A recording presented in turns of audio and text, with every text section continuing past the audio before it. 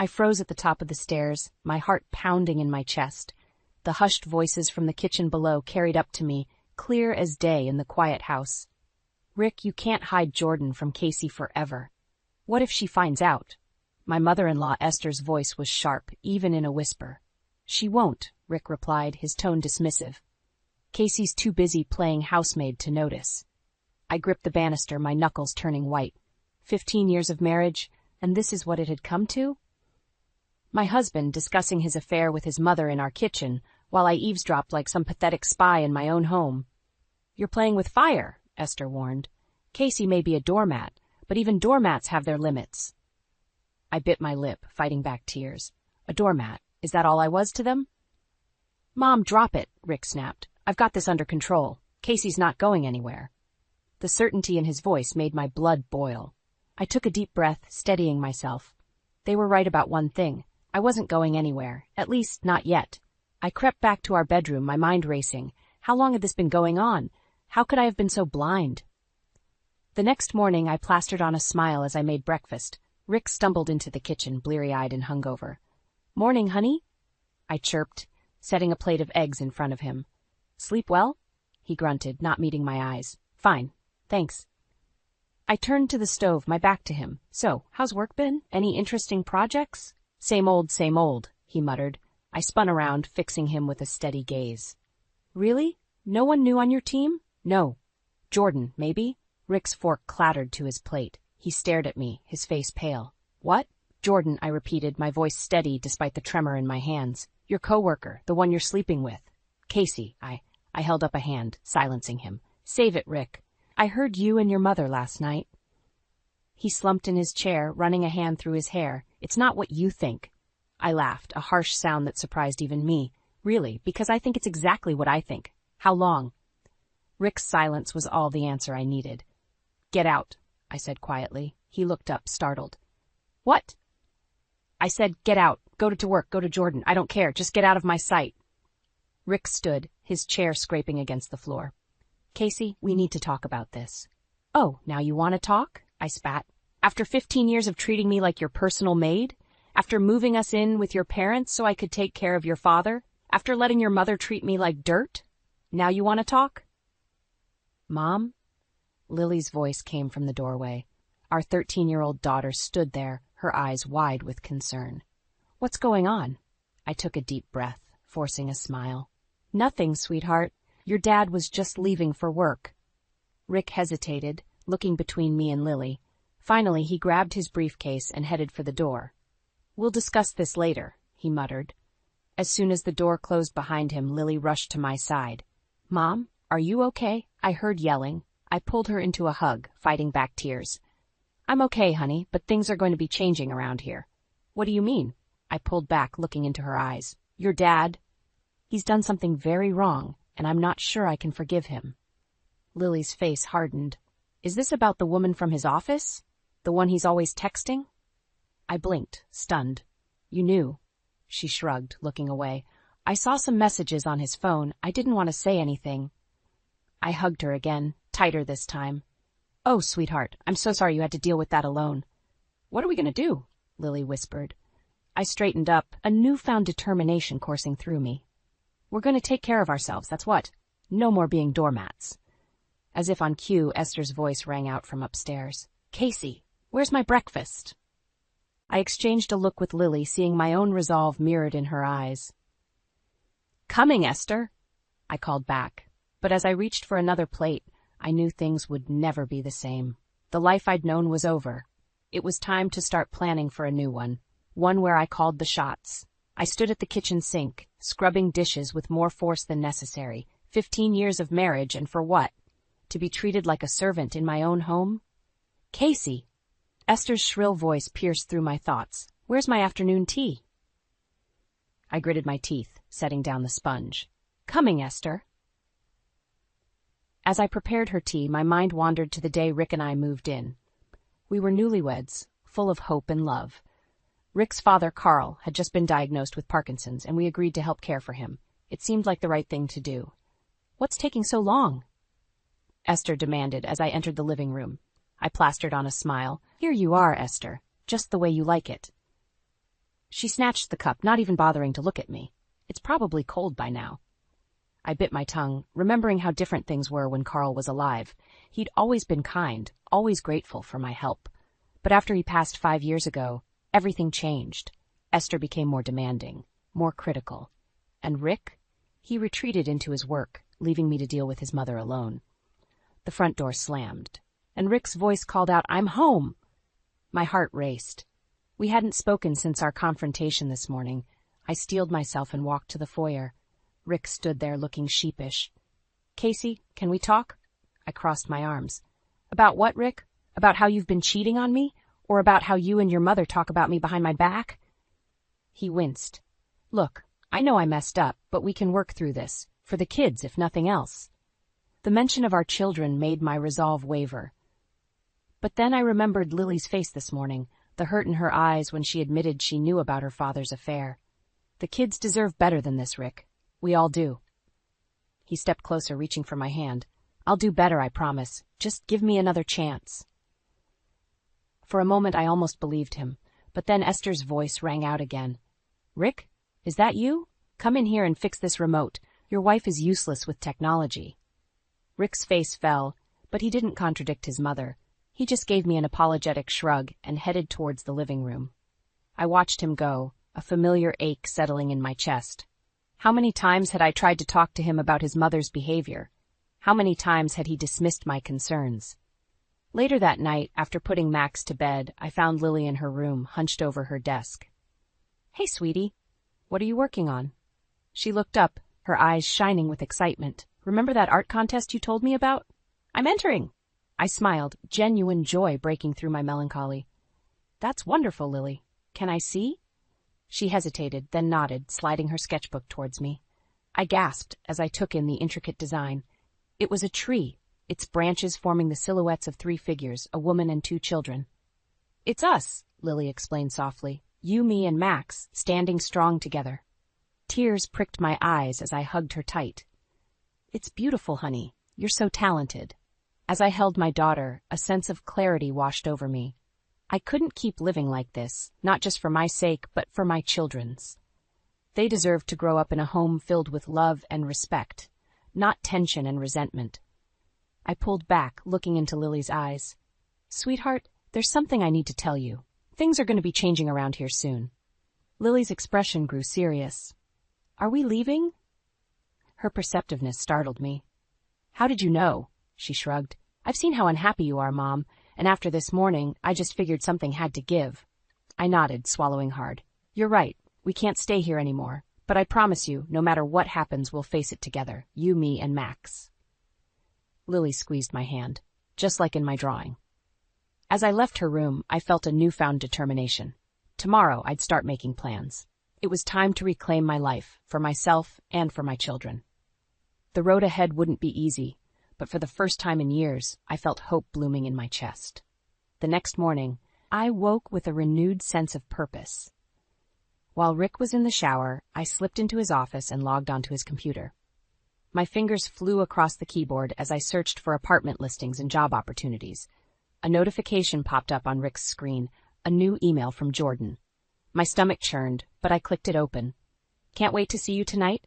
Same place, same time?" I quickly closed the email, my resolve strengthening. There was no going back now. As I made breakfast, my phone buzzed. An unknown number. Curious, I answered. "Casey?"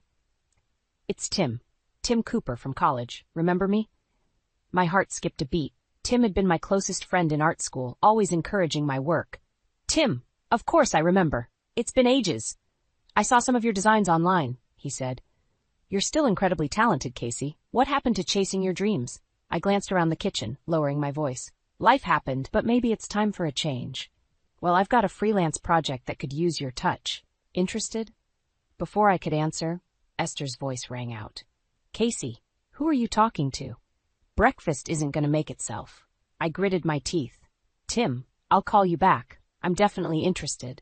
After a hectic morning of catering to Esther's demands and getting the kids off to school, I finally found a moment to slip away.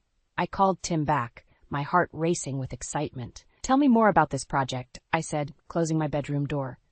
Tim's enthusiasm was contagious. It's a rebranding for a local women's shelter. They need a fresh look, something empowering and hopeful. Your style would be perfect. As Tim outlined the details, I felt a spark I hadn't experienced in years. This was more than just a job. It was a lifeline. I'm in, I said, surprising myself with my confidence. When can I start? How about we meet for coffee tomorrow to discuss the details? Just then, I heard the front door open. Rick was home early. I've got to go, I whispered. Text me the time and place. I'll be there. I hung up just as Rick appeared in the doorway. Who were you talking to? Wrong number, I lied smoothly. How was work? Rick shrugged, not meeting my eyes. Fine. Listen, I've got a late meeting tonight. Don't wait up. My blood boiled. A late meeting with Jordan, no doubt. But I forced a smile. Of course. Have a good time. As soon as Rick left, I threw myself into research. I looked up divorce lawyers, custody arrangements, and how to secure my finances. With each piece of information, I felt more empowered. That evening, after putting the kids to bed, I sat at my old drafting table. Dust had gathered on the surface, a testament to how long it had been since I'd allowed myself to create. I pulled out a fresh sheet of paper and began to sketch. Hours flew by as I lost myself in the work. When I finally looked up, it was past midnight. The house was silent, Rick still not home. I studied my designs, a sense of pride swelling in my chest. They were good, really good. For the first time in years, I felt like myself again. A car door slammed outside. Rick was home. I quickly gathered my sketches, hiding them in a drawer. As I climbed into bed, pretending to be asleep, a realization hit me. I didn't need Rick or Esther's approval. I had talent, drive, and most importantly, a way out. Tomorrow, I'd meet Tim and take the first step towards my new life. But for now, I closed my eyes, a small smile playing on my lips. The Casey they thought they knew, the doormat, the silent sufferer, was gone. In her place was a woman ready to reclaim her life, one sketch at a time. Little did I know, the path ahead would be far more challenging and rewarding than I could have ever imagined. The next few days were a whirlwind of secret preparations and stolen moments. I'd set up a new bank account, started packing essentials when no one was home, and even found a small apartment for rent across town. But telling the kids about our impending departure weighed heavily on my mind. One afternoon, while Rick was at work and Esther was at her book club, I sat Lily and Max down in the living room. Kids, we need to talk about something important, I began, my heart racing. Lily's eyes narrowed. Is this about Dad's affair? I nodded, surprised by her perceptiveness. Yes, partly, but it's more than that. We're going to be moving out soon. Max's lower lip trembled. But why, Mommy? Don't you love Daddy anymore? I pulled him close, fighting back tears. Oh, sweetie, I'll always love your dad in some way, but sometimes adults need to make hard choices to be happy and safe. Lily took my hand. I think it's the right thing to do, Mom. We can't stay here with Grandma being so mean to you all the time. Her maturity both warmed and broke my heart. I hugged them both tightly, grateful for their understanding. That evening, as we sat down for dinner, the tension in the air was palpable.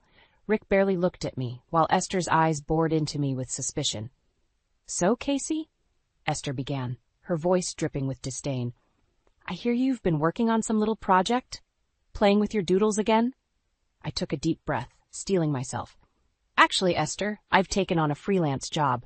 It's a rebranding project for a women's shelter. Rick's head snapped up, surprise evident on his face. Esther, however, scoffed.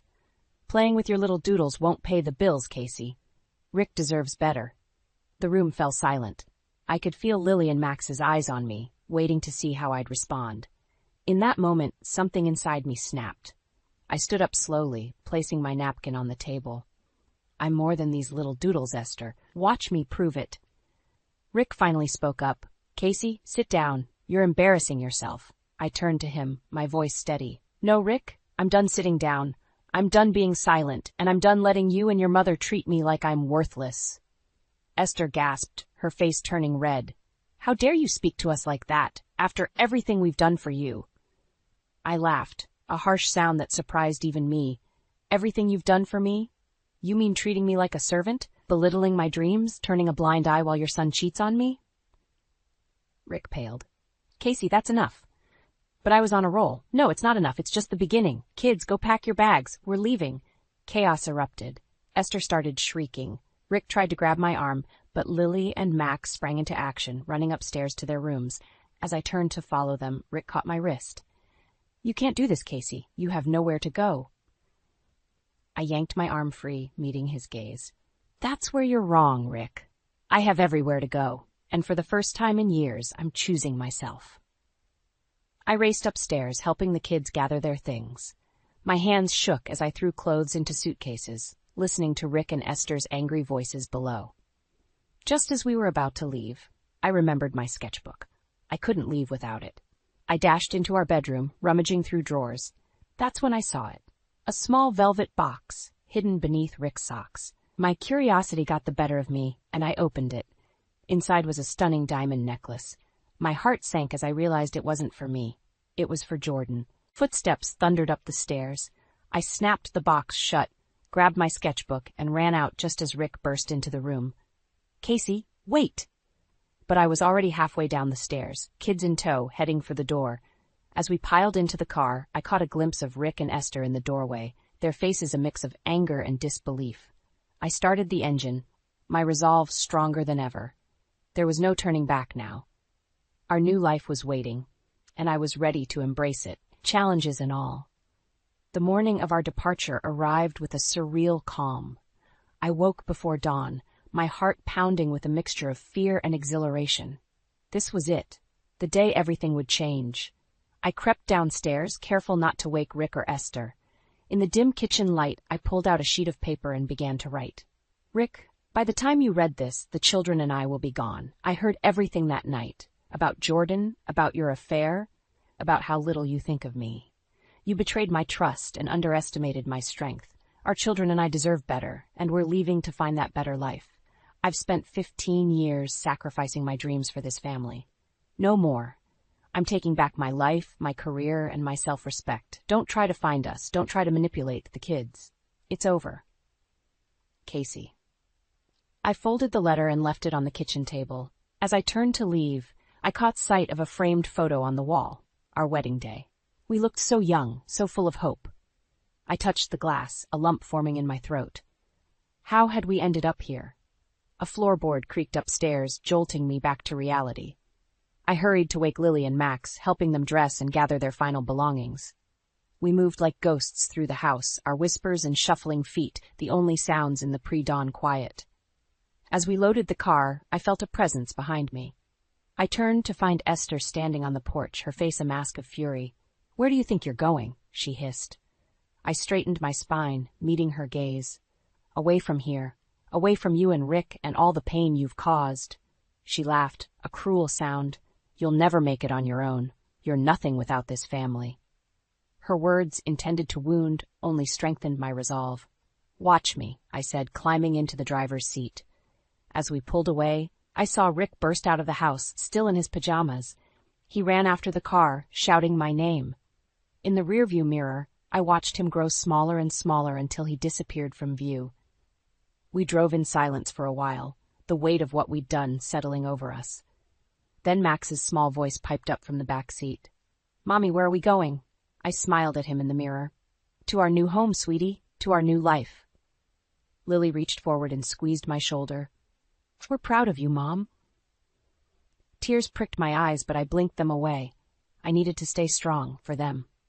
We arrived at the small apartment I'd rented across town. It wasn't much, 2 bedrooms, a tiny kitchen, and a living room that would double as my workspace. But it was ours. As we unpacked, my phone buzzed incessantly with calls and messages from Rick. I ignored them all. That evening, exhausted but exhilarated, I sat on our second-hand couch, watching Lily and Max explore their new rooms.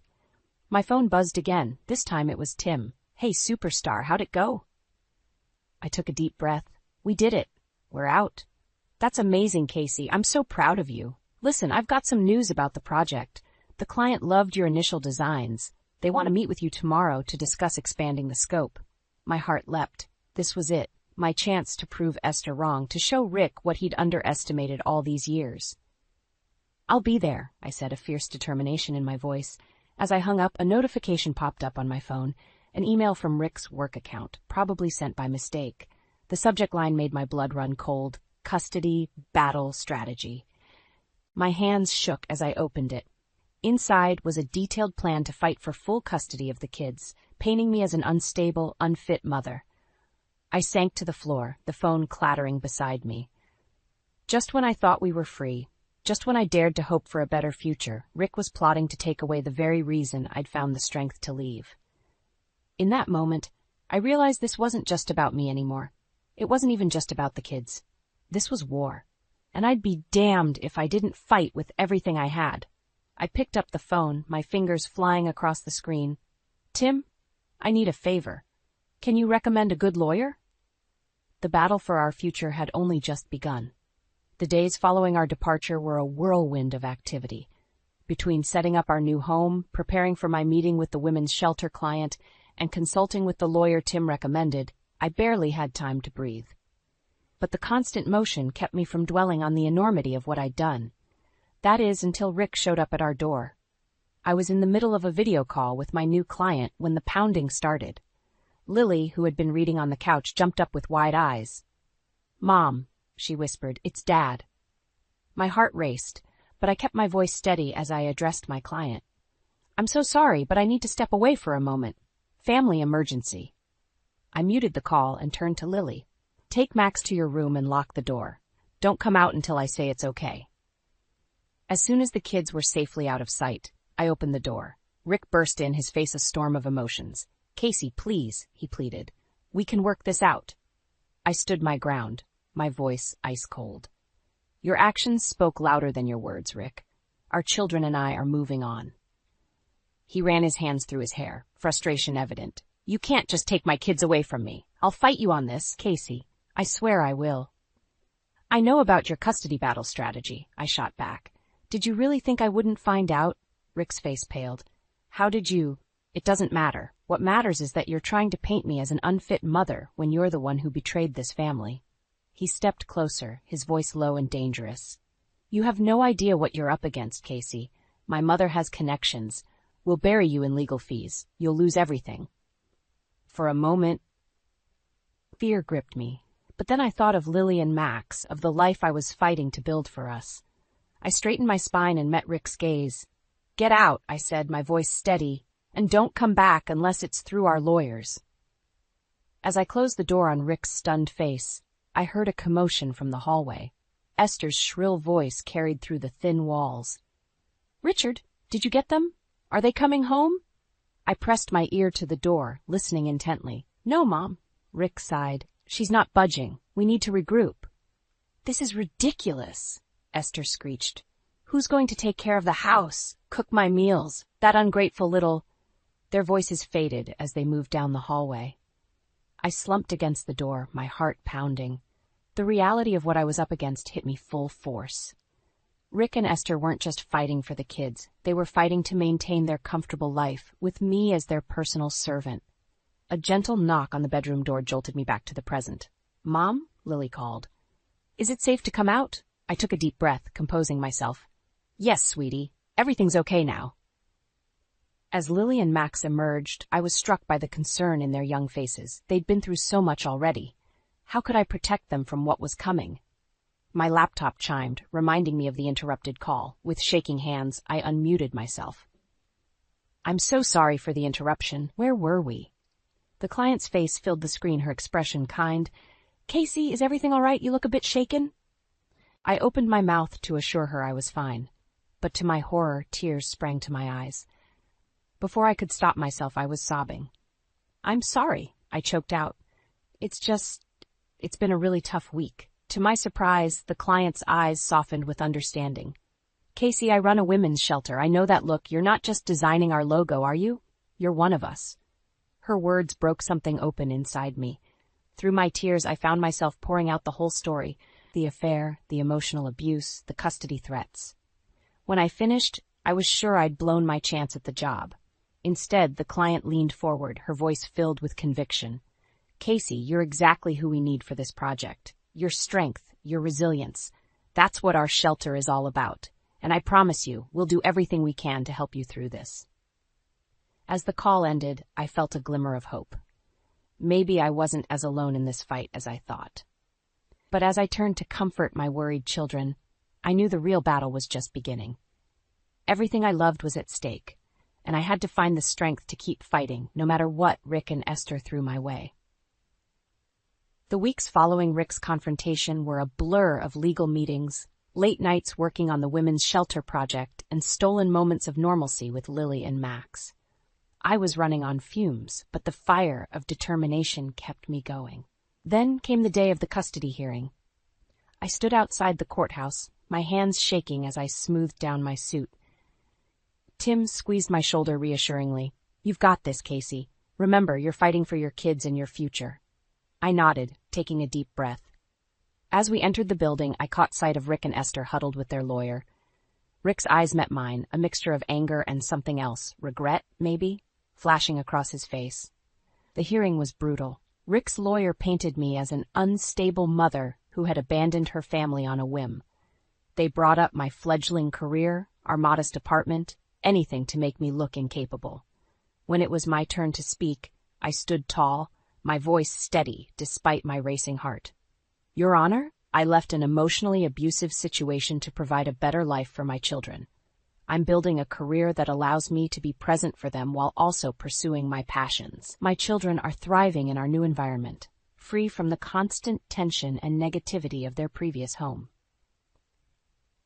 I glanced at Lily and Max, sitting with Tim in the gallery. Their encouraging smiles gave me strength. "I'm not perfect, but I'm doing everything in my power to create a loving, stable home for my children. That's more than I can say for their father, who chose to betray our family and then tried to manipulate the situation to his advantage." The judge listened intently, her expression unreadable. As we awaited her decision, Rick approached me in the hallway. "Casey, please," he pleaded, his voice low. "Let's end this. Come home. We can work it out." I shook my head, my resolve firm. "There's no going back, Rick. You made your choice when you started seeing Jordan."